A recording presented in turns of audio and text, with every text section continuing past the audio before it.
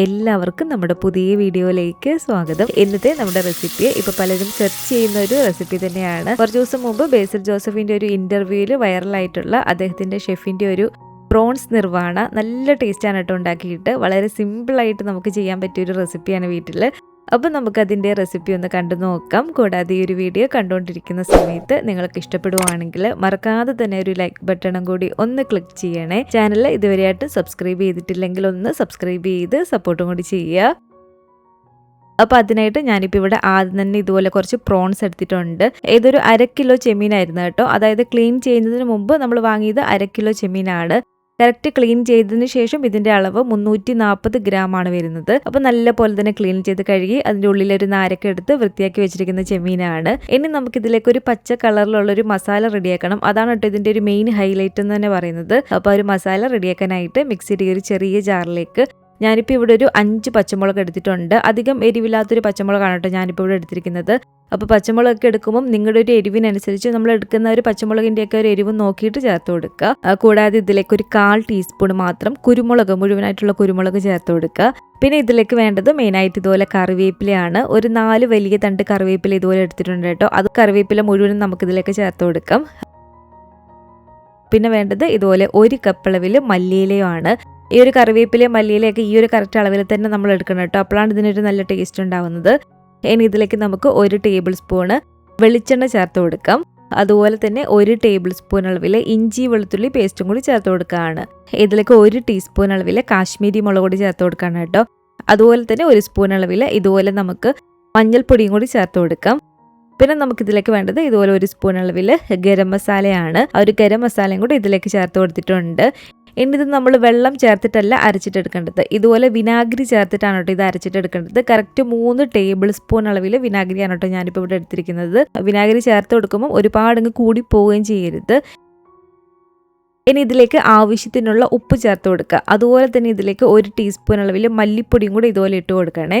അപ്പം ഇത്രയും മാത്രം മതി ചേരുവകൾ. അപ്പോൾ ഇനി ഇതെല്ലാം ചേർത്തിട്ട് നമ്മൾ നന്നായിട്ട് നല്ല ഫൈനായിട്ട് ഇതുപോലെ ഒന്ന് അരച്ചിട്ടെടുക്കണം. അപ്പോൾ ഇതുണ്ടല്ല ഒരു പച്ച കളറിലുള്ള ഒരു മസാല ഇവിടെ റെഡി ആയിട്ടുണ്ട്. ഇനി നമുക്ക് ഈ ഒരു മസാല ഒരു പ്രോൺസിലേക്ക് ഇട്ട് കൊടുക്കാം. മുഴുവൻ മസാലയും ആ ഒരു പ്രോൺസിലേക്ക് ഇട്ട് കൊടുക്കുക. ഇതുപോലെ ഇട്ട് കൊടുത്തതിന് ശേഷം നന്നായിട്ട് തന്നെ ഇതുപോലെ ഒന്ന് മിക്സ് ചെയ്തിട്ട് എടുക്കുക. അപ്പോൾ ഇത് കണ്ടില്ല ഞാനിപ്പോൾ ഇവിടെ നന്നായിട്ട് തന്നെ ഇതൊന്ന് മിക്സ് ചെയ്തെടുത്തിട്ടുണ്ട്. ഇതിനും ഇതുപോലെ കവർ ചെയ്തിട്ട് ഒരു 30 മിനിറ്റ് നമ്മളൊന്ന് റെസ്റ്റ് ചെയ്യാൻ വേണ്ടിയിട്ട് വെക്കുക. അപ്പോൾ ഒരു 30 മിനിറ്റ് റെസ്റ്റ് ചെയ്യാനിരിക്കട്ടെ. 30 മിനിറ്റ് റെസ്റ്റ് ചെയ്തതിന് ശേഷം ഇതുപോലൊരു പാനിലേക്ക് നമുക്ക് ഒരു 2-3 ടേബിൾ സ്പൂൺ അളവിൽ വെളിച്ചെണ്ണ ചേർത്ത് കൊടുക്കാം. ഈ ഒരു റെസിപ്പിക്ക് നമ്മൾ വെളിച്ചെണ്ണ തന്നെ എടുക്കണം കേട്ടോ. വെളിച്ചെണ്ണയിൽ ചെയ്യുമ്പോഴാണ് ഇതിന് കറക്റ്റ് നല്ലൊരു ടേസ്റ്റ് ഉണ്ടാകുന്നത്, നല്ലൊരു മണവും ടേസ്റ്റും ഒക്കെ കിട്ടുന്നത്. ഇതിലേക്ക് കുറച്ച് കറിവേപ്പില കട്ട് ചെയ്തതും അതുപോലെ ഒരു പച്ചമുളക് ഇതുപോലെ കട്ട് ചെയ്തതും കൂടി ഇട്ട് കൊടുക്കുകയാണ്. അതിനുശേഷം നമ്മൾ 30 മിനിറ്റോളം റെസ്റ്റ് ചെയ്യാൻ വെച്ചിരുന്ന ഒരു ചെമ്മീനെല്ലാം തന്നെ ഇതിലേക്ക് വെച്ച് കൊടുക്കുക. ആ ഒരു ഓയിലേക്ക് ഇട്ട് കൊടുക്കുക. എന്നിട്ട് നമുക്ക് ഈ ഒരു ചെമ്മീനൊന്ന് ഫ്രൈ ആക്കിയിട്ട് എടുക്കണം. ബാക്കിയുള്ള ഒരു മസാലയില്ലേ, ആ ഒരു മസാല ഇതിൻ്റെ മുകളിലേക്ക് തന്നെ ആക്കി കൊടുത്തേക്കുക കേട്ടോ. ഇനി ഇത് നമ്മൾ സാധാരണ ചെമ്മീൻ വേവിക്കുന്ന പോലെ നമ്മളിതൊന്ന് വേവിച്ചിട്ടെടുക്കുക. ഇതൊരു ഡാർക്ക് കളറായിട്ട് വരും കേട്ടോ. ഒരു സൈഡിൽ നിന്ന് ഫ്രൈ ആയിട്ട് വരുമ്പോഴത്തേക്കും ഇതുപോലെ ഒന്ന് മറിച്ചിട്ട് കൊടുക്കുക. ഫ്രൈ ആവുന്നെന്ന് പറഞ്ഞാൽ ഒരുപാട് ഇതിൻ്റെ കളർ 2 സൈഡും അങ്ങ് മൊരിഞ്ഞിട്ട് കിട്ടുന്ന ഒരു രീതിക്കല്ല കേട്ടോ. നമുക്കറിയാലോ ഒരു ചെമ്മീൻ വേകുന്ന ഒരു കറക്റ്റ് ഒരു സമയം. ചെമ്മീൻ ഒരുപാട് ഇട്ടങ്ങ് വേവിക്കുകയും ചെയ്യരുത്, ഒരു റബ്ബർ പോലെ ആയി പോവുകയും ചെയ്യും. അപ്പോൾ ഒരു സൈഡ് അത്യാവശ്യം ഒന്ന് വെന്ത് വരുമ്പോഴത്തേക്കും ഇതുപോലെ മറിച്ചിട്ട് കൊടുക്കുക. എന്നിട്ട് ഇതുപോലെ ഇളക്കി കൊടുത്തിട്ട് ഇതൊരു ഡാർക്ക് ഗ്രീൻ കളർ ആവും കേട്ടോ. ആ ഒരു സമയം ആകുമ്പോഴത്തേക്കും നമ്മൾ ഇതിലേക്ക് ചേർത്ത് കൊടുക്കേണ്ടത് നല്ല തിക്കായിട്ടുള്ള നല്ല കുറുകിയ ഒരു തേങ്ങാപ്പാലാണ്. നല്ല കുറുകിയ തേങ്ങാപ്പാൽ കിട്ടാൻ വേണ്ടിയിട്ട് നമ്മൾ തേങ്ങാപ്പാൽ എടുത്തിട്ട് കുറച്ച് സമയം നമ്മൾ ഫ്രിഡ്ജിൽ വെക്കുകയാണെങ്കിൽ ആ ഒരു കട്ടിയായിട്ടുള്ള ഒരു കോക്കനറ്റിൻ്റെ ഒരു ക്രീം മാത്രമായിട്ട് നമുക്ക് നല്ല കട്ടിക്ക് കിട്ടും. അപ്പോൾ ആ ഒരു കട്ടി തേങ്ങാപ്പാൽ ഇതിലേക്ക് ഒഴിച്ചു കൊടുക്കുകയാണെങ്കിൽ അതാണ് കുറച്ചും കൂടി നല്ല ടേസ്റ്റ്. കോക്കനട്ട് പൗഡർ മിക്സ് ചെയ്തിട്ട് അങ്ങനെ വേണമെങ്കിൽ നിങ്ങൾക്ക് തിക്കായിട്ടുള്ള കോക്കനട്ട് മിൽക്ക് ഇതിലേക്ക് ചേർത്ത് കൊടുക്കാവുന്നതാണ്. 1 കപ്പ് അളവിലാണ് കേട്ടോ ഞാനിപ്പോൾ ഇതിലേക്ക് ചേർത്ത് കൊടുത്തിരിക്കുന്നത്. അതായത് 250 ml നല്ല കട്ടി തേങ്ങാപ്പാലും കൂടി ചേർത്ത് കൊടുക്കുക.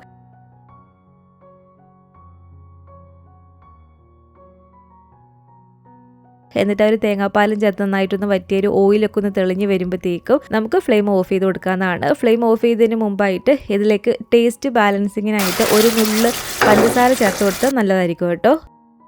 അപ്പോൾ ഒരു നുള്ള് പഞ്ചസാരയും കൂടെ ചേർത്തിട്ട് നമുക്കിത് വാങ്ങാവുന്നതാണ്. അപ്പോൾ ഇത്രയേ ഉള്ളൂ, വളരെ സിമ്പിളായിട്ടുള്ള നല്ല ടേസ്റ്റി ആയിട്ടുള്ള ഒരു ഡിഷ് തന്നെയാണ് കേട്ടോ വൈറലായിട്ടുള്ള ഒരു പ്രോൺസ് നിർവാണ. അപ്പം ഈ ഒരു രീതിക്ക് നിങ്ങൾ ട്രൈ ചെയ്ത് നോക്കിയിട്ട് നിങ്ങളുടെ അഭിപ്രായങ്ങളൊക്കെ മറക്കാതെ തന്നെ നമ്മുടെ കമൻറ്റ് ബോക്സിൽ ഒന്ന് വന്നറിയിക്കുക. അതുപോലെ തന്നെ ഈ ഒരു വീഡിയോ ഇഷ്ടപ്പെട്ടെങ്കിൽ മറക്കാതെ തന്നെ ഒരു ലൈക്ക് ബട്ടണും കൂടി ഒന്ന് ക്ലിക്ക് ചെയ്യണേ. നിങ്ങളുടെ ഫാമിലിയും ഫ്രണ്ട്സും ഒക്കെ ആയിട്ട് നമ്മുടെ ഈ ഒരു വീഡിയോ ഒന്ന് ഷെയർ ചെയ്ത് കൊടുക്കുക. പുതിയതായിട്ട് ഈ ഒരു ചാനൽ ആരെങ്കിലും കാണുന്നുണ്ടെങ്കിലും ഇതുവരെയായിട്ടും ഈ ഒരു ചാനൽ സബ്സ്ക്രൈബ് ചെയ്തിട്ടില്ലെങ്കിലും താഴെ കാണുന്ന ഒരു സബ്സ്ക്രൈബ് ബട്ടണും കൂടി ഒന്ന് പ്രസ് ചെയ്ത് സപ്പോർട്ട് ചെയ്യണേ. കൂട്ടത്തിൽ കാണുന്ന ബെല്ലൈക്കണും കൂടെ ഒന്ന് ക്ലിക്ക് ചെയ്ത് അതിൽ ഓൾ എന്നൊരു ഓപ്ഷൻ തന്നെ കൊടുക്കുകയാണെങ്കിൽ ഞാൻ പുതിയ പുതിയ റെസിപ്പികളൊക്കെ ഇടുന്ന സമയത്ത് നിങ്ങൾക്ക് അതിൻ്റെ നോട്ടിഫിക്കേഷൻ കിട്ടുന്നതായിരിക്കും. ഇൻഷാ അല്ലാഹ് വീണ്ടും നമുക്കിതുപോലെ നല്ലൊരു റെസിപ്പി ആയിട്ട് കാണാം.